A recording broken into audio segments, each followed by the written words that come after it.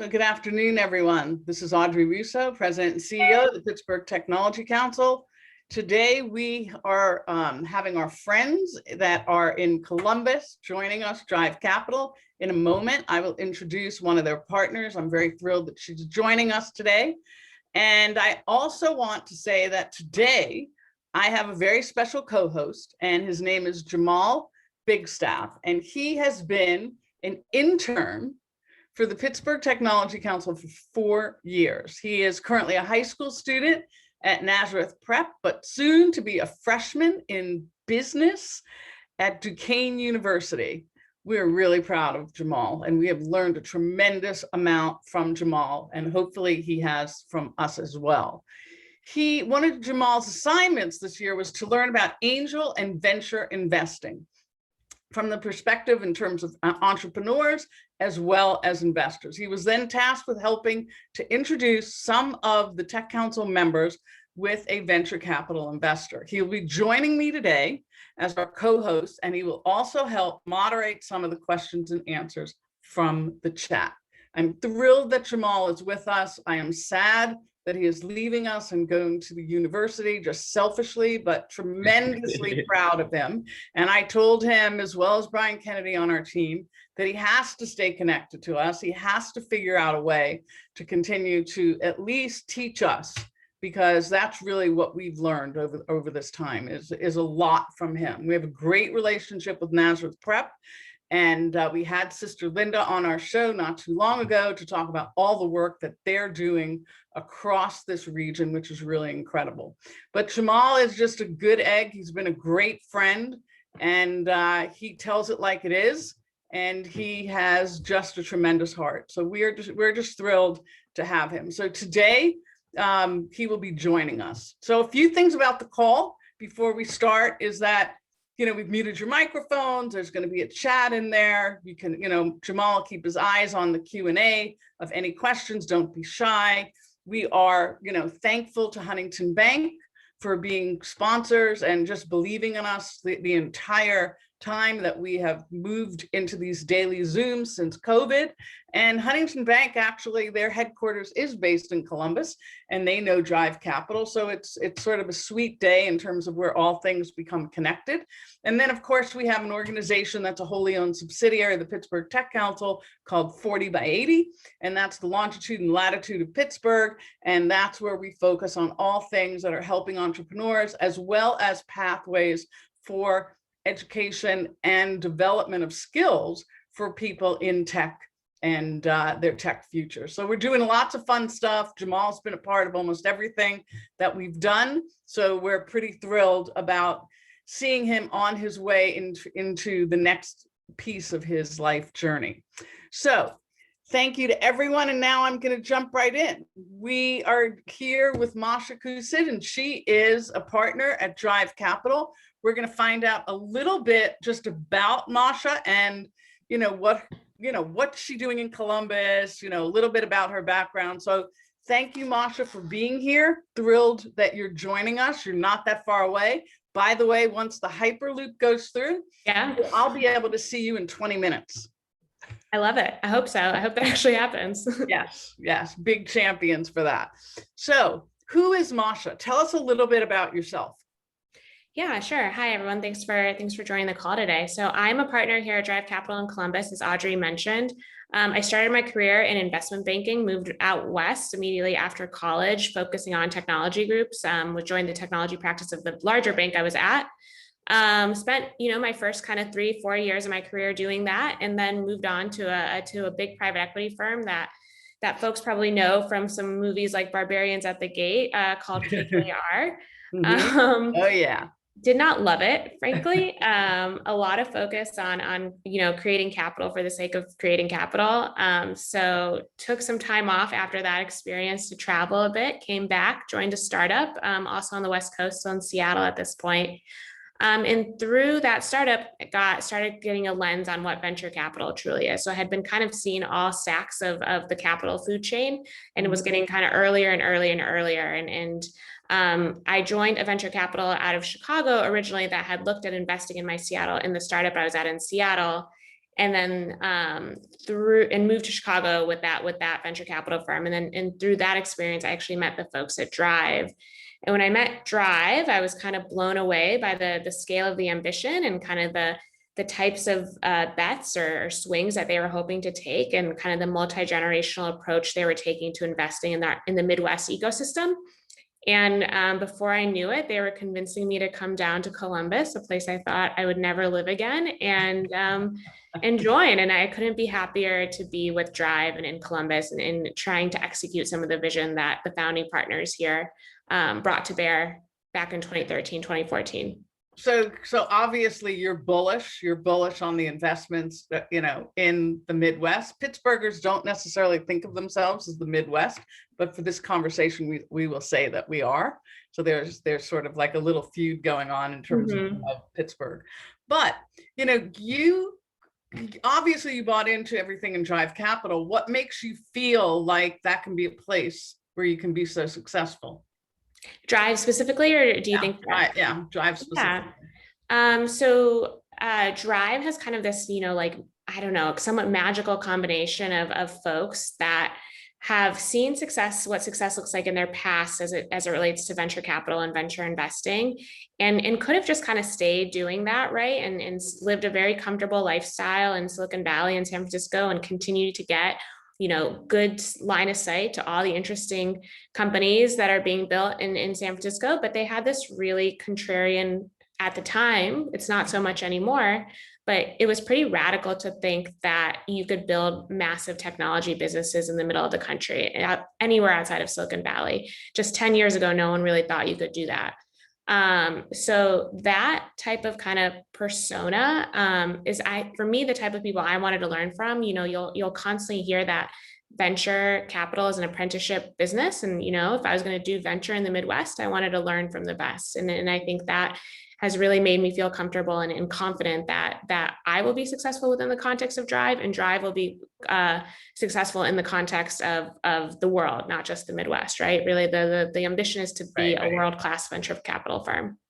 Yeah, and it seems like you've achieved that. So that's awesome. Good for you. So Jamal, you want to take the next question? Yes, ma'am. So my first question is, can you talk to us about the history of Drive Capital, where the initial funds came from, and how that has changed in later funds? Yeah, happy to. So the genesis of the firm really starts on the West Coast. So myself, as I already mentioned, was working in San Francisco and Seattle. My partners were all kind of in the similar boat. So Andy built and sold a couple of businesses, one of them to Amazon. Nick was on the founding team of Android at Google. And then the two founders of the firm, Chris and Mark, were general partners at Sequoia. And as Sequoia, as you may or may not know, is broadly thought of as, the best performing venture capital firm of all time, frankly.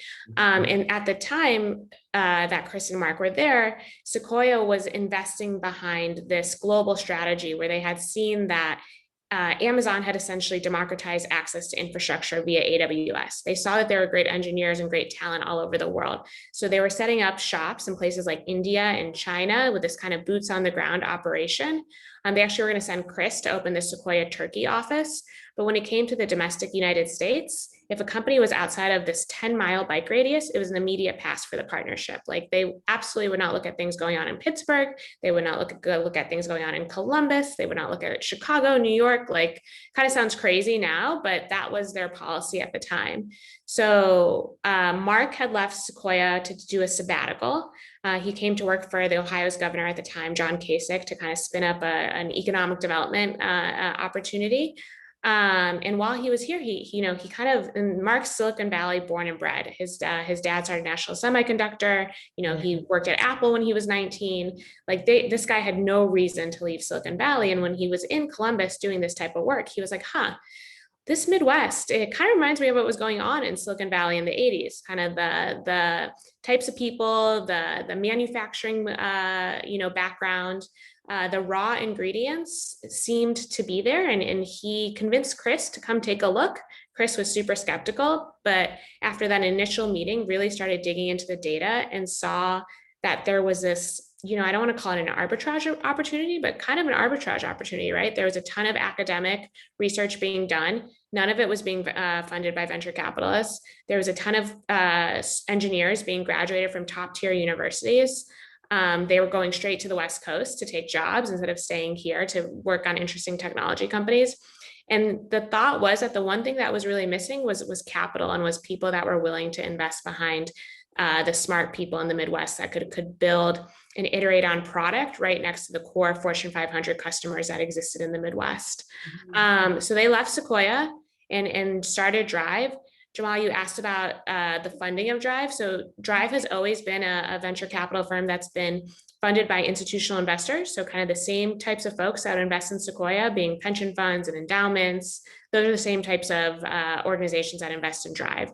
It's not like an angel or high net worth type syndicate. It's institutional capital, and that's been the case since day one. That's great. So Jamal, you have the next question too. Yes. So you make investments in companies, but do you also provide other services and resources to support companies that you invest in? Yeah, absolutely. It's a great question. So I think one thing that really stands out about Drive and specifically in the kind of Midwest ecosystem is our platform partners. So, so of course there are investors like myself at Drive, but I think the true strength of the organization are folks like Yasmin, who runs our customer program, and Yasmin's whole, mandate at work is to be one degree removed from every important decision maker at a Fortune 500, Fortune 100 company that our portfolio companies would want to get in front of. So she really kind of supercharges your sales efforts by getting you connected to the right person quickly. We have Robert, who's our talent partner. He now has 2 other people on his team, and all they do is connect the correct talent and help recruit and help make sure you're making the right executive level decisions within your portfolio companies, and really help you plan for headcount and plan for that next stage of growth from a Series C to an A to a B to a C. So they're really invaluable. We also have a marketing partner. We have engineers on staff. We have a lot of people around the table. And because we now manage, over $1 billion in assets, we're able to kind of support that type of infrastructure, unlike, some of the smaller funds in the region. So we really feel that's a differentiator. And when we make an investment and partner with a company, we like to say we put the full force of the partnership behind them. And that's a lot of the blocking and tackling that happens outside of boardrooms. So there's a question, I think, Jamal. Do you see the question? Yes, from Catherine Bryan. Yes. I don't want to pronounce that wrong or right, but she asks, what is Masha's educational background? Yeah, so I went to Ohio State, so have been in Columbus previously, and I got an art history degree and a business degree. So, and that's kind of, I don't know if the question's like, what do you need to get into venture capital? Right. Like Nick has a philosophy degree, Chris has a history degree, it's not, Molly has a math degree, so we're all over the board. So were you born in Columbus? I was born in Russia. So Masha's a Russian name. I was born in Russia, and I moved to America when I was 3 years old. In where? Where did you move? We originally moved to Indianapolis and then grew up for the most part actually in Cleveland, so not too far away. Okay, great. Thank you. Mm-hmm. So Jamal, you have another question, I think, right? Yes, ma'am. So are there any specific type of companies that you guys look for, and can you elaborate on the areas? Yeah. So Drives, we're pretty lucky as investors at Drive. So we have a pretty wide kind of mandate in terms of the types of companies we can look at. So we're totally stage agnostic. So that means we'll fund anything from an idea on the back of a napkin all the way up to kind of a company that's maybe one round of funding away from going public. We're also, as we're core, the Midwest is kind of our core geography, and we bear hug Pittsburgh into that. We're also able to look, all the way up to Canada down to Austin. So kind of our geographic mandate is east of the Rockies, west of the Hudson, all the way up to Canada to Austin. In terms of verticals, what you'll see if you take a look at our website is a lot of different verticals, and it may look random from the outside, but what's happening internally is each investor is responsible for certain markets, and we do a lot of work, and we have engineers on our team that help us build out what we think of as market maps, and this is something we borrow from the Sequoia days. And what that entails is really getting to know every company top to bottom, left to right within a certain market. So you'll see like a good number of robotics companies in our portfolio, and a couple of those investments we made in Pittsburgh, and that all comes out of my partner Nick's work. We'll look at things like AI and infrastructure. We'll look at consumer apps. We'll look at I mentioned robotics, but like hardware enabled. So we'll also look at B2B software. But we're really, and then Molly covers healthcare and life sciences. So really quite a wide variety, I would say, of verticals that we look at. For us, the main criteria is this a big market? Is there a clear why now? And does this company have the potential to be the market defining company? That's great. Is there another question out there, Jamal, before I ask my question? Yes. Okay. Eric Gibson, what are opportunities are there for venture capital projects in Western PA? Okay. I'm not exactly sure. I think we covered that, right? I believe so. Yeah, I think we covered that, right, Masha? Okay. So let me jump in. So Drive Capital has invested in at least 4 companies that I know of in Pittsburgh. You were early in on No Wait when they had an exit to Yelp. That was probably 4 or 5 years ago. Mm-hmm. I know about Duolingo and I know about Gecko.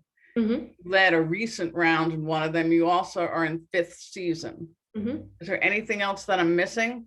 Those are our Pittsburgh. Hopefully more to come.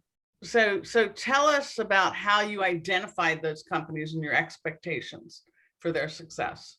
Yeah. So the way we identify them is back to this market map work that we do. So, for example, both 5th season actually and Gecko came out of our robotics market map. That's one that we've made multiple investments out of. It's actually one of probably our best source, most comprehensive market maps, and Nick's been working on it for a number of years. Okay. So the point of those kind of market maps knowing is because we've talked to so many companies, when we see good, we know what good looks like. And we also know where the gaps in the markets are that need to be filled. So 5th season is a vertical farming operations, completely robotics, growing leafy greens and putting together salad kits that hopefully you guys see in Giant Eagles and are purchasing at Giant Eagle.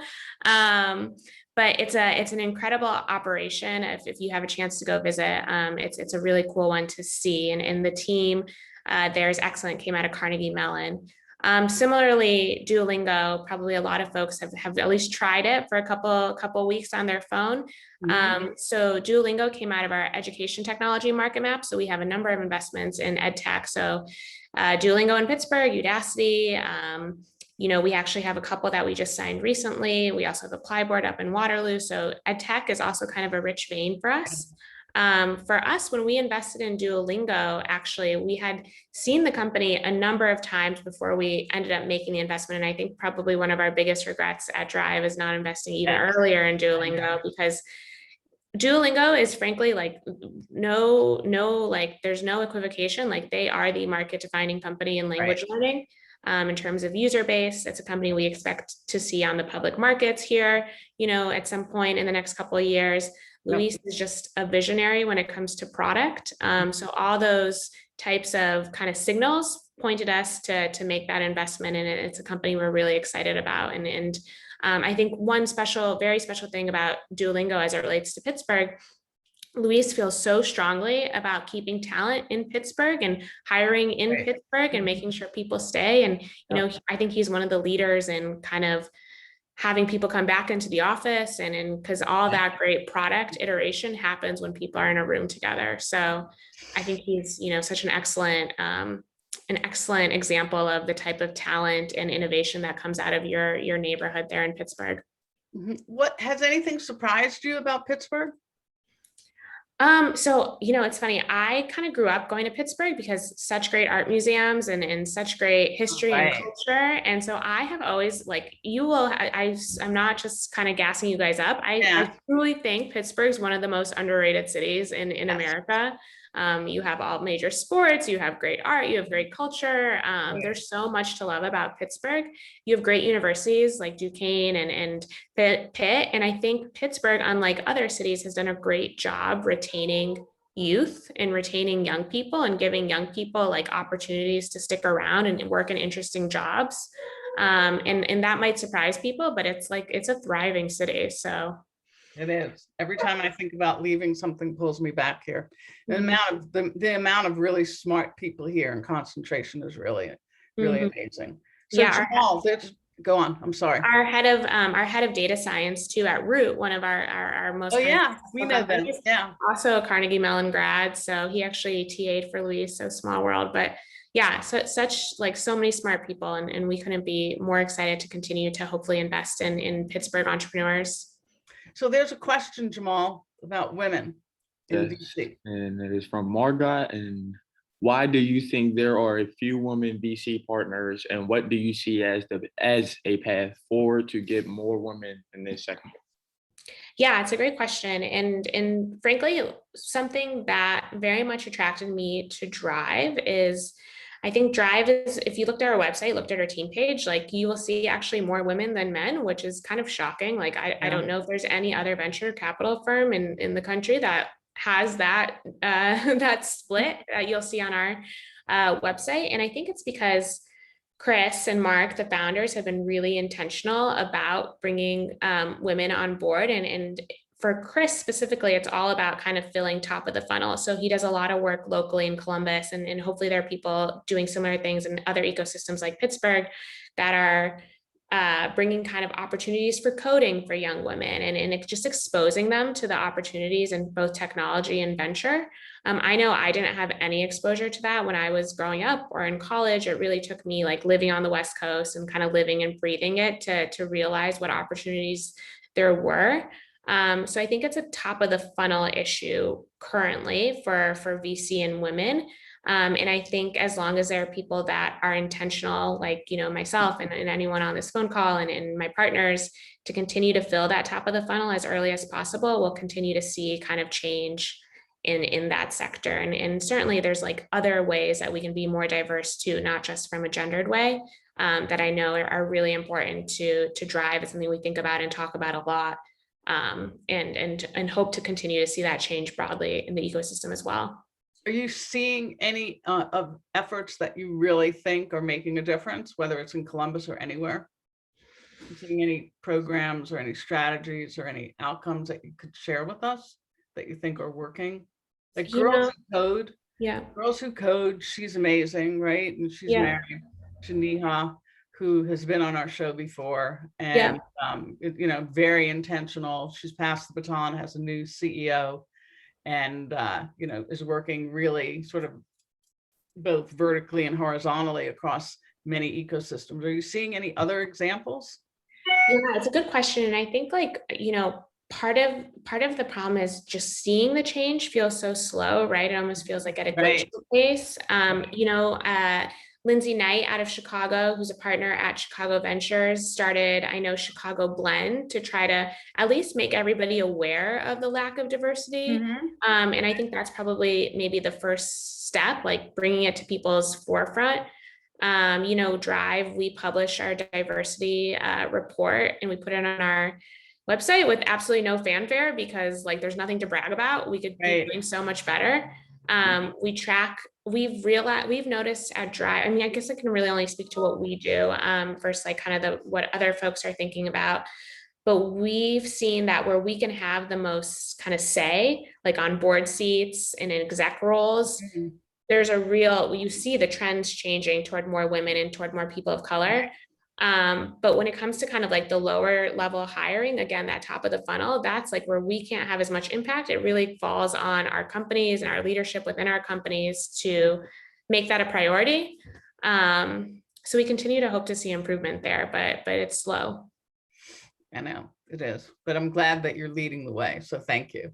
So Jamal, is there another question that you have? Yes, ma'am. And what's the best way for an entrepreneur to contact? Yeah, just my email. So I'm Masha, MASHA @drivecapital.com. We also have a general inbox. We try to answer every single email that comes in through that. I certainly try to answer every email that comes in through my inbox. So we're happy to talk about an idea you have, help you kind of formulate some of that. We truly see kind of our roles as partners in the entire Midwest ecosystem, and the next great founder might be someone just with an idea today. So we're excited to speak to anyone that's really passionate about the sector and what they're doing. There are things that are like super far afield of what we can be helpful for. So we don't look at like medical devices or things like that.